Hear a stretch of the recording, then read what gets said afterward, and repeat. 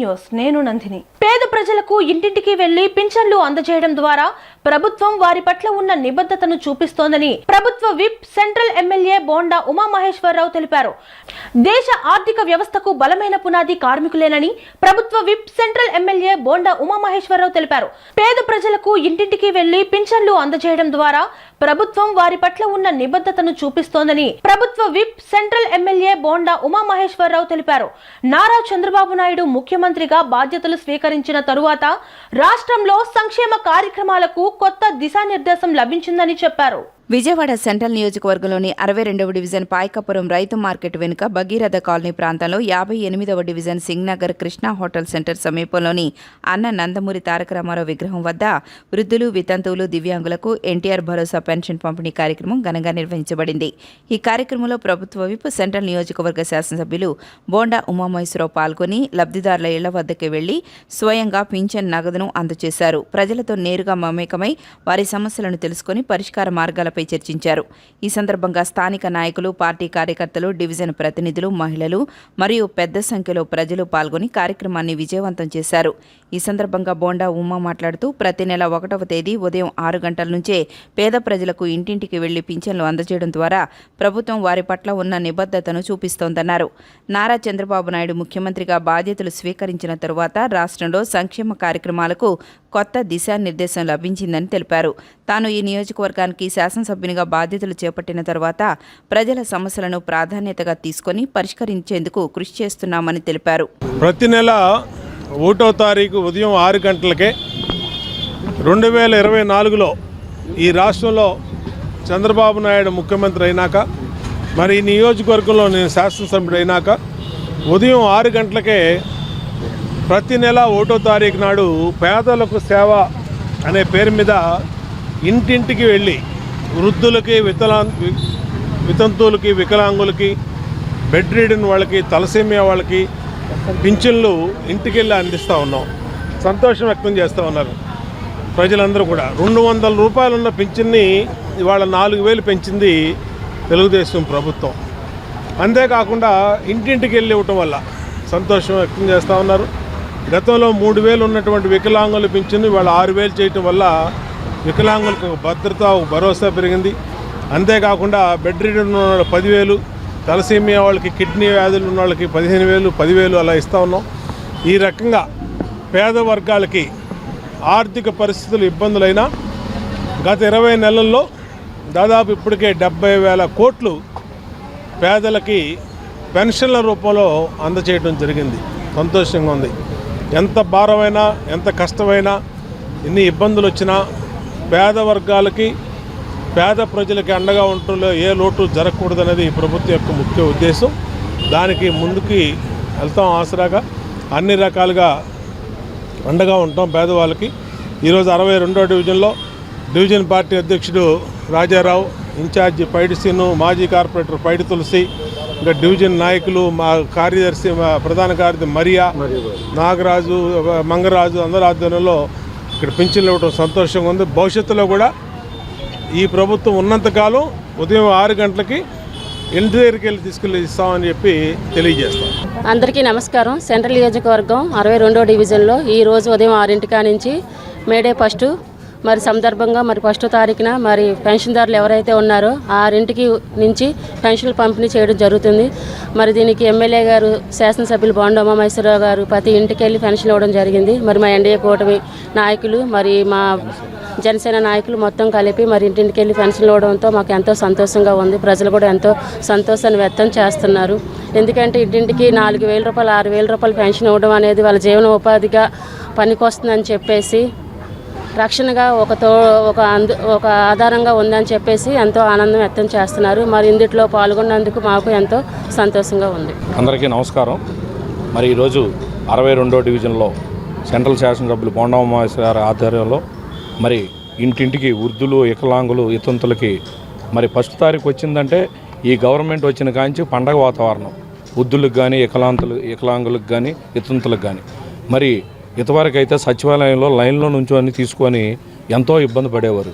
మరి చంద్రబాబు నాయుడు గారి చొరవ వల్ల మరి కూటమి గవర్నమెంట్ ఫామ్ చేసిన కాడి నుంచి ఏదైతే సాధ్యం కాదన్నారో అది చేసి చూపించిన ఘనత ఎవరైనా ఉన్నారంటే మా ప్రీతం ముఖ్యమంత్రి వర్యులు నారా చంద్రబాబు నాయుడు గారని ఈ సందర్భంగా తెలియజేసుకుంటూ, మరి ప్రతి నెల కూడా ఎవరికి ఇబ్బంది లేకుండా ఇంటింటికి అందజేయమని పదే మా ఎమ్మెల్యే గారు మమ్మల్ని కూడా ఇంటికి వెళ్ళి వాళ్ళకి వచ్చిందా రాలేదని అడిగి మరీ మాకు పంపించడం జరుగుతుంది. మరి ఇంత మంచి కార్యక్రమాన్ని మాకు ఈ డివిజన్కి అవకాశం ఇచ్చినందుకు ఎమ్మెల్యే గారికి పేరున ధన్యవాదాలు తెలియజేసుకుంటూ, మరి ఎమ్మెల్యే గారు పెళ్లి రోజు శుభాకాంక్షలు ఈ సందర్భంగా మీ అందరి పక్షంలో తెలియజేయడం మాకు ఎంతో ఆనందంగా ఉంది.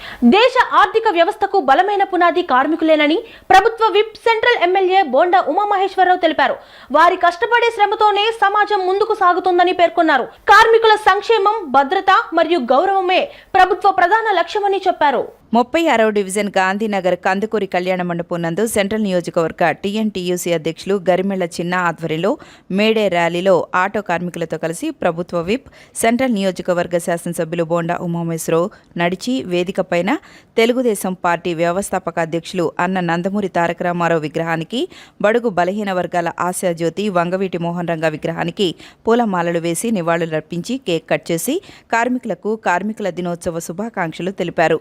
ఈ సందర్భంగా బోండా ఉమా మాట్లాడుతూ, దేశ ఆర్థిక వ్యవస్థకు బలమైన పునాది కార్మికులేనని, వారి కష్టపడే శ్రమతోనే సమాజం ముందుకు సాగుతుందని పేర్కొన్నారు. కార్మికుల సంక్షేమం, భద్రత మరియు గౌరవమే ప్రభుత్వ ప్రధాన లక్ష్యమని చెప్పారు. విజయవాడ నగరంలో గోదావరి గట్టుపైన చిత్రం యూనిట్ సందడి చేసింది. సాయం సంధ్య వేళ స్నేహితులతో కలిసి గోదావరి ఒడ్డున కూర్చుని గడిపే మధుర క్షణాలను తమ చిత్రంలో అందంగా చూపించామని, పూర్తి స్థాయి గ్రామీణ నేపథ్యంలో తీసిన ఈ చిత్రం మే 8వ తేదీన ప్రేక్షకుల ముందుకు రానుందని తెలుగు ప్రేక్షకులు వీక్షించి ఆదరించాలని హీరో సుమంత్ ప్రభాస్ కోరారు. బందర్ రోడ్డులోని మురళీ ఫార్చ్యూన్ హోటల్లో ఏర్పాటు చేసిన విలేకరుల సమావేశంలో హీరో సుమంత్ ప్రభాస్ మాట్లాడుతూ, గతంలో తాను నటించిన మేమే ఫేమస్ చిత్రాన్ని ప్రేక్షకులు విజయవంతం చేశారని, అదే ఉత్సాహంతో పూర్తిస్థాయి గ్రామీణ నేపథ్యం గల గోదావరి గట్టుపైన చిత్రంలో హీరోగా నటించినట్లు తెలిపారు. ముగ్గురు స్నేహితుల మధ్య జరిగే కామెడీ సన్నివేశాలు, ఒక అందమైన ప్రేమ కథ కావ్యాన్ని ప్రేక్షకుల ముందుకు తీసుకురానున్నట్లు తెలిపారు. తాను హైదరాబాద్లో పుట్టానని, తెలంగాణ యాస మాత్రమే వచ్చు అని, అయితే గోదావరి గట్టుపైన చిత్రంలో గోదావరి యాసలో మాట్లాడడానికి ఎంతో కష్టపడినట్లు తెలిపారు. చిత్ర దర్శకుడు తనకిచ్చిన ప్రోత్సాహంతో పూర్తిస్థాయి గోదావరి యాసలోనే ఈ చిత్రంలో మాట్లాడడం జరిగిందన్నారు. ఈ చిత్రంలో కామెడీ సన్నివేశాలు ప్రేక్షకులను కడుపుబ్బా నవ్విస్తాయని తెలిపారు. కుటుంబ సమేతంగా ఈ చిత్రాన్ని ప్రేక్షకులు వీక్షించవచ్చునని, ఏ విధమైన అసభ్య సన్నివేశాలు ఉండవని, పూర్తిస్థాయి కామెడీ ప్రేమ కథా చిత్రమని తెలిపారు. విక్టరీ వెంకటేష్ నటించిన సంక్రాంతికి వస్తున్నాం చిత్రంలో గోదావరి గట్టుపైన పాట ఎంత పాపులర్ అయిందో చెప్పనక్కర్లేదని, ఆ పాటలోని మొదటి పద్యాన్ని తమ సినిమాకు టైటిల్గా పెట్టడం జరిగిందని, ఆ చిత్రంలోని పాటలు కూడా అద్భుతంగా ఉన్నాయని, మెలోడీని ప్రేక్షకులు ఖచ్చితంగా ఆస్వాదిస్తారని పేర్కొన్నారు. మే 8వ తేదీన ఈ చిత్రం ప్రేక్షకుల ముందుకు రానుందని తెలిపారు. చిత్ర ప్రమోషన్లో భాగంగా తొలుత దుర్గమ్మను దర్శించుకున్నామని, చిత్రం విజయవంతం కావాలని అమ్మవారిని వేడుకున్నట్లు ఆయన పేర్కొన్నారు. అనంతరం హీరోయిన్ నిధి ప్రదీప్ మాట్లాడుతూ, తాను తెలుగులో మొదటిసారిగా గోదావరి గట్టుపైన చిత్రంలో హీరోయిన్గా నటిస్తున్నట్లు చెప్పారు. ఈ చిత్రంలో తన క్యారెక్టర్ పూర్తిస్థాయి గ్రామీణ మహిళగా కనపడనుందని, తన పాత్ర అందరినీ ఆకట్టుకునే విధంగా ఉంటుందని తెలిపారు. అనంతరం కమీడియన్ రాజ్ కుమార్ కసిరెడ్డి మాట్లాడుతూ, హీరో స్నేహితుల మధ్య జరిగే కామెడీ సన్నివేశాలు ప్రేక్షకులను ఎంతగానో అలరిస్తాయని, ప్రతి సన్నివేశానికి ప్రేక్షకులు చప్పట్లు కొడతారని ఆయన ఆశాభావం వ్యక్తం చేశారు. గోదావరి గట్టుపైన నేను ఇంతకుముందుకు ప్యూర్ పల్లెటూరు తెలంగాణ కథ చేసిన, దాని తర్వాత 3 ఏళ్ళు గ్యాప్ తీసుకొని ఈ సినిమా చేస్తున్న ప్యూర్ పల్లెటూరు ఆంధ్ర వైబ్లో గోదావరి వైబ్లో ఈ సినిమా చేసినాం. పొద్దున్నే కనకదుర్గమ్మ దర్శనం కూడా చేసుకున్నాం. చాలా చాలా ఎంకరేజ్మెంట్ వస్తుంది మీ సైడ్ నుంచి, అందుకే మిమ్మల్ని కలుద్దామని వచ్చిన. మీ అందరికీ మా సినిమా నచ్చుతుందని అనుకుంటున్నాను. మీరు చెప్పండి, ఐ మీన్ మీకు ఏమైనా క్వశ్చన్స్ ఉన్నా ఏమున్నా. యా ఇది మే 8కి రిలీజ్ అవ్వబోతుంది ఈ సినిమా. ప్యూర్ కూల్ సమ్మర్లో కూల్ బ్రీజీ వైబ్ ఇచ్చే సినిమా. మేము ప్రమోషన్స్ కూడా అట్లే చేస్తున్నాం. ఇది ఒక ప్రాపర్ ఫ్యామిలీ ఎమోషన్స్తో. అండ్ జగపతి బాబు సార్ని మనము చాలా రోజుల నుంచి, చాలా సంవత్సరాల నుంచి తెలియకుండానే చాలా అగ్రెసివ్ రోల్స్లో చూస్తున్నాం కదా, విలన్ లాగా. చాలా ఇంటిమిడేట్గా ఉంటాడు. గోదావరి గట్టుపైన సినిమా మే 8న రిలీజ్ అవుతుంది. ఆల్మోస్ట్ ఒక 1 వీక్ ఉందంతే. ఆ సినిమా ప్రేక్షకుల దగ్గరికి వెళ్ళాలన్నా, ఆడియన్స్ ఎంకరేజ్ చేయాలన్నా అదంతా ఓన్లీ మీడియా వల్లే అవుతుంది. So first of all media వాళ్ళందరికీ కూడా చాలా చాలా థ్యాంక్స్ అన్న. చిన్న సినిమాలు అంత పెద్ద హిట్ అవుతున్నాయంటే, జనాలకు రీచ్ అవుతున్నాయంటే because of only media. And ఈ మధ్య సోషల్ మీడియాలో మీరు కూడా పేజెస్ ఓపెన్ చేసి మంచిగా ప్రమోట్ చేస్తున్నారు చిన్న చిన్న సినిమాలు కూడా. చాలా చాలా థ్యాంక్స్ అన్న. మా సినిమా కూడా చిన్నది, బట్ అందరికీ నచ్చే సినిమా అవుతుంది. May 8th రిలీజ్ అవుతుంది గోదావరి గట్టు పైన. ఇందులో తన తెలంగాణ అబ్బాయి, బట్ ప్యూర్ అంటే మనం ఓ ప్లేస్కి వెళ్ళినప్పుడు ఆ ప్రాంతాన్ని ఇష్టపడతాం, లేదా ఆ స్లాంగ్ని ఇష్టపడతాం. అలాగే ఇష్టపడి తనకు కష్టమైనా సరే నేర్చుకుని, ఓకే నేను ఓన్లీ అక్కడికే పరిమితం అవ్వకూడదు, తెలంగాణ ఒకటే కాదు, తెలుగు అంటే మనకి ఆంధ్ర తెలంగాణ మిక్స్ అయి ఉంటుంది కాబట్టి నేను ప్రాపర్ ఈస్ట్ గోదావరి కూడా మాట్లాడాలని ఈ సినిమా పాపం తను కష్టపడి నేర్చుకుని స్లాంగ్ అంతా చాలా బాగా చేశాడు. సో మీ అందరికీ కూడా నచ్చుతుంది. అండ్ తిని ఈ సినిమాతో తెలుగులో ఇంట్రడ్యూస్ అవుతుంది నిధి ప్రదీప్. తను కూడా ఐ థింక్ నెక్స్ట్ సినిమాకి తెలుగు నేర్చుకుంటుంది ఖచ్చితంగా. నగరంలో పెరుగుతున్న దోమల సమస్యను నియంత్రించేందుకు ప్రతి ఇంట్లో ఫ్రైడేను డ్రై డేగా పాటించాలని విజయవాడ నగరపాలక సంస్థ బయాలజిస్ట్ వి కామేశ్వరరావు అన్నారు. శుక్రవారం ఉదయం కుండవారి కండ్రిక పరిసర ప్రాంతాలలో ఫ్రైడే డ్రై డే కార్యక్రమం నిర్వహించి ఆ ప్రాంతంలో గల ప్రజలకు అవగాహన కల్పించారు. ఈ సందర్భంగా బయాలజిస్ట్ వి కామేశ్వరరావు మాట్లాడుతూ నగరంలో దోమల సమస్యలను నియంత్రించేందుకు విజయవాడ నగరపాలక సంస్థ విస్తృతమైన చర్యలు తీసుకుంటోందని, అందులో భాగంగా నగరంలో ఉన్న కాలువల్లో పూడికలు తీయించి నీటి ప్రవాహం ఎక్కడా ఆగకుండా చూసుకుంటున్నారని, ట్రాక్టర్ మెషిన్ తో బోట్ల సహాయంతో సిబ్బంది కాలువల్లో పర్యటించి గుర్రపు డెక్కలను వ్యర్థాలను తొలగిస్తున్నారని, సిబ్బంది వెళ్లలేని చోట డ్రోన్ ని పంపించి ఎంఎల్ ఆయిల్స్ స్ప్రే చేసి దోమల లార్వా ఉత్పన్నమవకుండా చర్యలు తీసుకుంటున్నామని అన్నారు. ఏపీ 10వ తరగతి పరీక్షా ఫలితాల్లో శారదా రామకృష్ణ విద్యాలయం విజయ దుందుబి మోగించిందని Sharada Ramakrishna Vidyalaya correspondent and principal J Sairam Prasad అన్నారు. తమ స్కూల్ 100% ఉత్తీర్ణత సాధించిందని, విద్యార్థులు అకుంఠిత దీక్షతో మెరుగైన ఫలితాలను సాధించడం గర్వకారణంగా ఉందన్నారు. నగరంలోని శారదా రామకృష్ణ విద్యాలయం ఆంధ్రప్రదేశ్ 10వ తరగతి పరీక్ష ఫలితాలలో విజయకేతనం ఎగురవేసింది. ఈ సందర్భంగా స్కూల్ ఆవరణ నందు విజయోత్సవ వేడుకలు ఘనంగా నిర్వహించారు. ఈ సందర్భంగా Sharada Ramakrishna Vidyalaya correspondent and principal J Sairam Prasad మీడియాతో మాట్లాడారు. శారదా రామకృష్ణ విద్యాలయ విద్యార్థులు ఆంధ్రప్రదేశ్ 10వ తరగతి పరీక్ష ఫలితాలలో విజయకేతనం ఎగురవేశారని, 100% ఉత్తీర్ణతతో మెరుగైన ఫలితాలు సాధించారని చెప్పారు. తమ స్కూల్ నందు 560 మార్కులతో పి కార్తీక ప్రథమ స్థానంలోనూ, 555 మార్కులతో సుప్రియ ద్వితీయ స్థానంలోనూ నిలిచారన్నారు. మ్యాథమెటిక్స్లో గణేష్ చంద్ర 100కి 100 మార్కులు సాధించారని, సుప్రియ తెలుగు సోషల్లో 100కు 100 మార్కులు సాధించారని చెప్పారు. రానున్న కాలంలో శారదా రామకృష్ణ విద్యాలయ మరెన్నో విజయాలను అందుకోనున్నట్లు స్పష్టం చేశారు.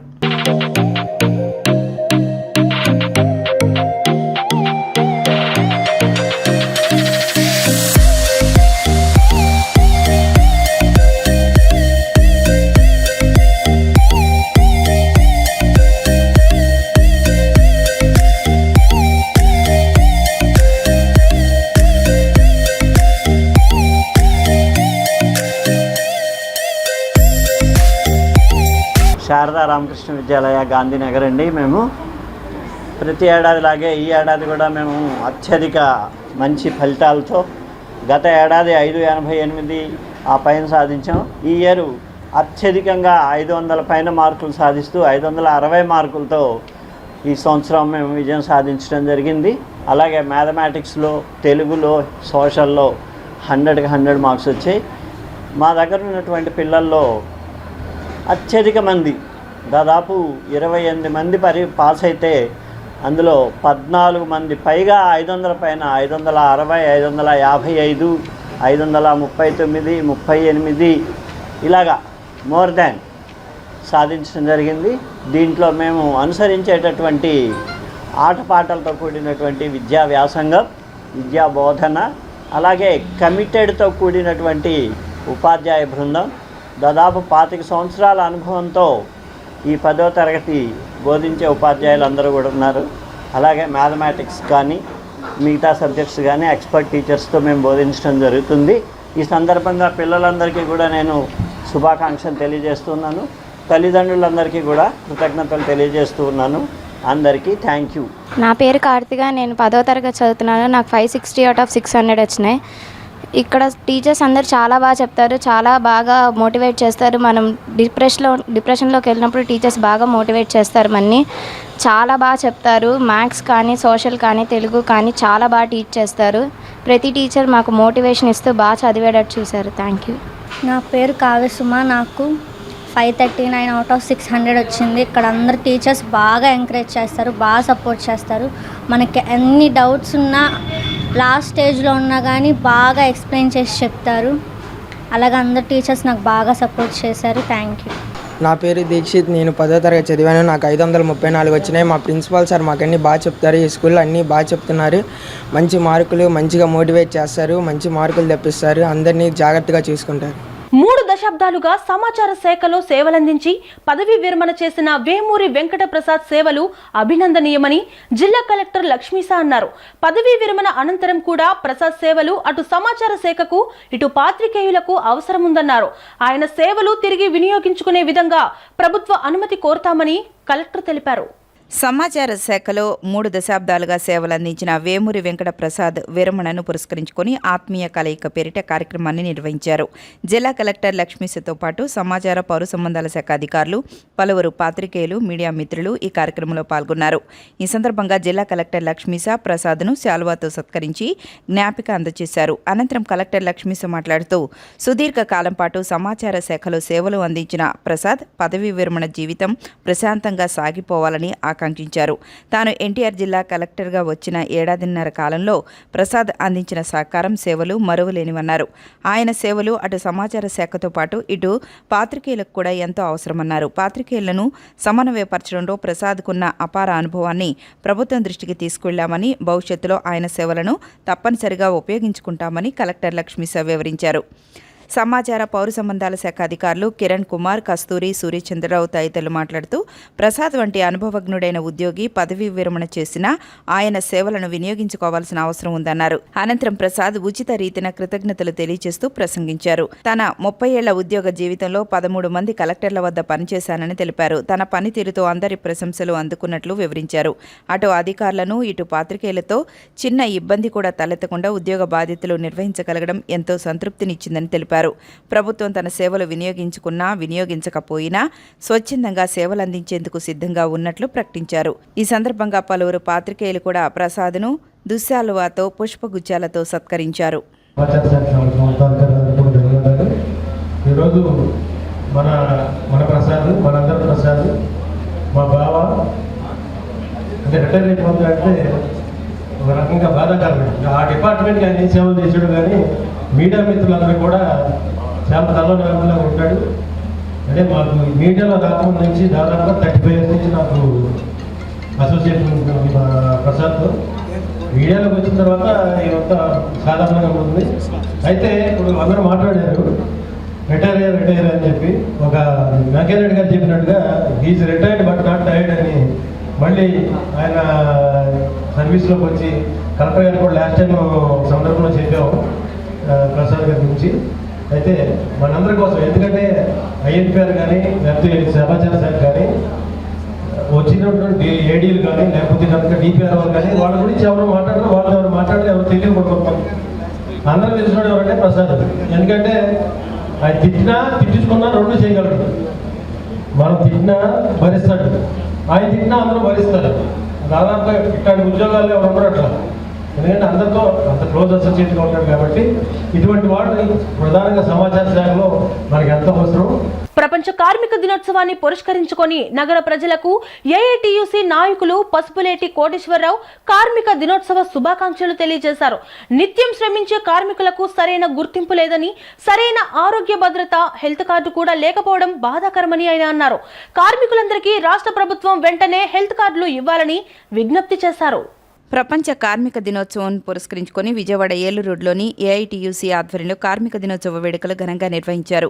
ఈ కార్యక్రమంలో ఏఐటియుసి నాయకులు పసుపులేటి కోటేశ్వరరావు, ఇజ్జాడ కనకారావు, రెడ్డి దుర్గారావు, కలిశెట్టి దుర్గారావు, బుగత జోగేశ్వరరావు, రాంబలుపు శ్రీరాములు తదితరులు పాల్గొని వేడుకలను నిర్వహించడం జరిగింది. ఈ సందర్భంగా వారు మాట్లాడుతూ నగర ప్రజలందరికీ ప్రపంచ కార్మిక దినోత్సవ శుభాకాంక్షలు తెలిపారు. ఈ ప్రాంతంలో కార్మిక సంఘాలు మరియు భవన నిర్మాణ కార్మికుల ఆధ్వర్యంలో మేడే వేడుకలను ఘనంగా నిర్వహించాలని చెప్పారు. కార్మికులకు సంవత్సరానికి ఒకసారి వచ్చే పండుగ మేడే అని, అటువంటి పండుగను కరోనా సమయం నుండి సరిగా నిర్వహించుకోలేకపోయామని మరలా ఇప్పుడు ఘనంగా నిర్వహించడం జరిగిందని తెలిపారు. కూటమి ప్రభుత్వంలో కార్మికులకు చైర్మన్ పదవి రావడం ఆనందమే కానీ కార్మికులకు సరైన భద్రత కల్పించకపోవడం బాధాకరమన్నారు. రాష్ట్రంలో కూటమి ప్రభుత్వం అధికారులకు వచ్చి 2 సంవత్సరాలు కావస్తున్న తమకు హెల్త్ కార్డులు ఇవ్వలేదని వాపోయారు.